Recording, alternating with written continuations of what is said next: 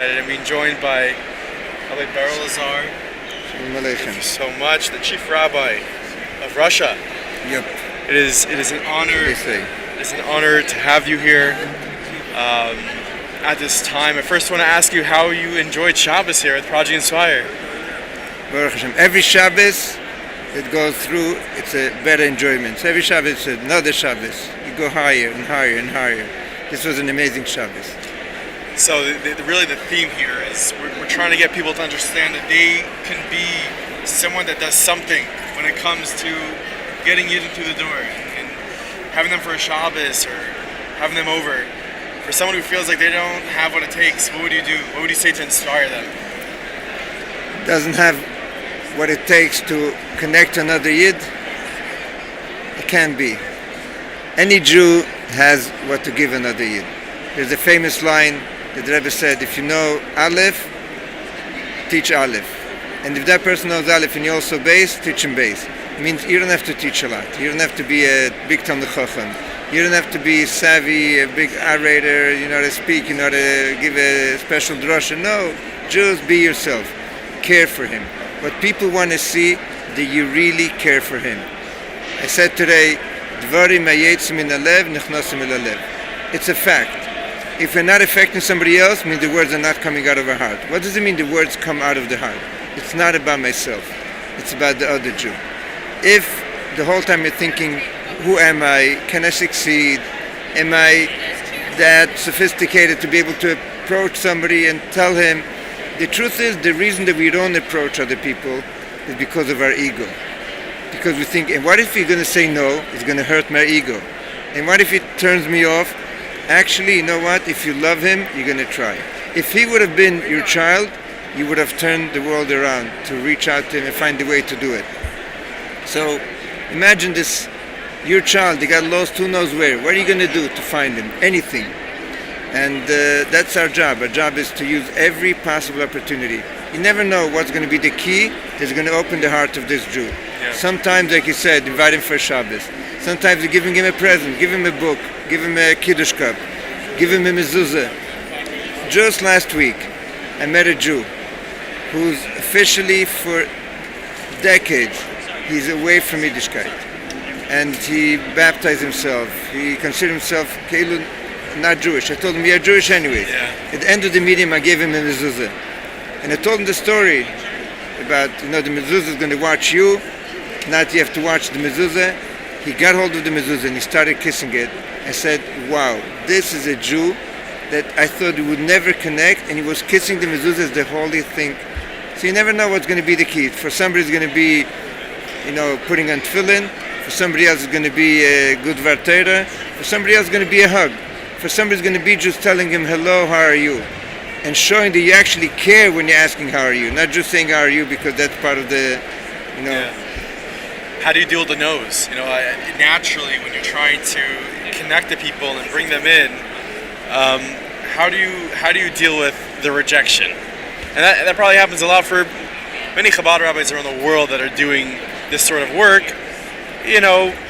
People reject it all the time. How do you have the confidence to keep going? So I remember meeting a Jew that was already getting closer, and asked him, how did it happen? He says, you really want to know? I said, yes, I want to know.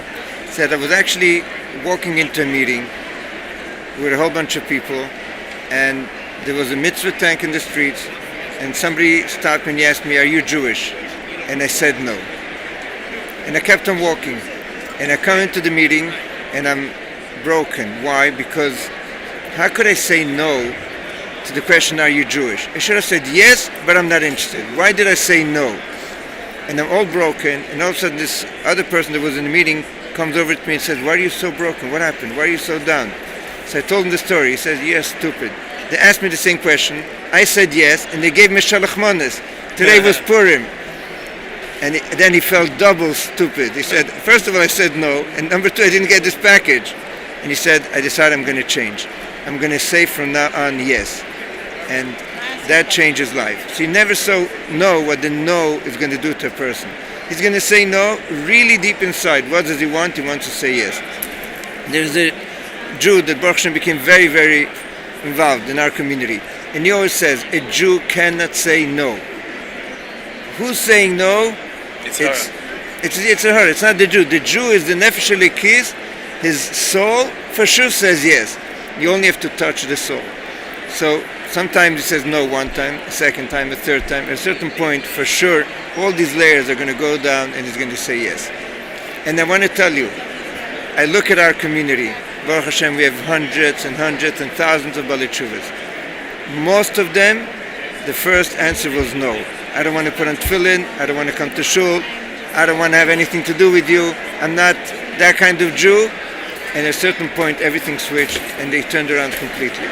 So you never know what a no means. A no is a way also to get closer to him revealing what's going on inside of him. I don't know how much time you have and how much time I have, but I once met a Jew on a plane. And I asked him, do you want to put on tefillin? And he says, no. He started screaming at me. I said, whoa. No, people are my clients. But what are you screaming at me? And I was actually wearing my talis. And he says, if you want to help me, explain to me what a talis is. So I actually went and explained to him what a talis is, what is the reason, all behind it. And then I tell him, do you know what a tefillin is? He says, no, I don't know. So why did you scream no? Because I don't know what you want from me. It comes out that as a child, he was in Camp Gan Yisrael. And he saw tzitzis, and all of a sudden he made the connection when he saw my talis. He didn't even ever see a pair of tefillin. And when he actually put on tefillin, all of a sudden everything opened up and everything changed. So you never know what's going to trigger a neshama to wake up and to say, wow, I'm hungry, I want to do more. And those that don't realize they're hungry, they're even in a tougher place. Those you have to help even more. Those that realize they're hungry and they're going to look for food, so they'll take care of themselves. Those that say no, those are our clients. That's where we need to come in. If they know and they want it, they'll find their way. Sooner or later, they'll find how to, see the light.